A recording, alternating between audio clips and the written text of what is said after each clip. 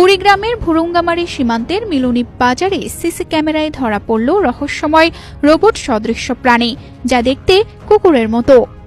ওই উপজেলার বলদিয়া সীমান্তে অবস্থিত মিলনী বাজারের আলাউদ্দিন ইলেকট্রনিক্স দোকানের সিসি ক্যামেরায় 17 ফেব্রুয়ারি রাত 3:35 এই অদ্ভুত দৃশ্য ধরা পড়ে।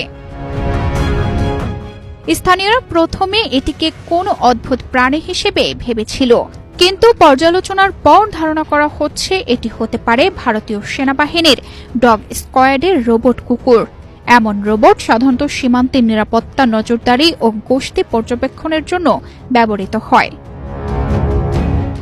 সিসি ফুটেজে দেখা গেছে রোবট সদৃশ্য এই যন্ত্রটি কুকুরের মতো 4 পায়ে চলতে সক্ষম এবং দুই বেলা খাবি ফ্যান্টাস্টিক নিমো খালাল সল্টেড বিস্কুট চারপাশের পরিবেশকে লক্ষ্য করছে। সীমান্তবর্তী এলাকায় এমন রোবটের উপস্থিতি স্থানীয়দের মধ্যে কৌতূহল তৈরি করেছে। তারা বলছেন, এমন অদ্ভুত দৃশ্য আগে কখনো তাদের চোখে পড়েনি। তাদের ধারণা, সীমান্তে নিরাপত্তা বাড়ানোর জন্য এমন প্রযুক্তি ব্যবহার করা হতে পারে। তানজিদা রহমান, ইনায়া, বাংলাদেশ প্রতিদিন।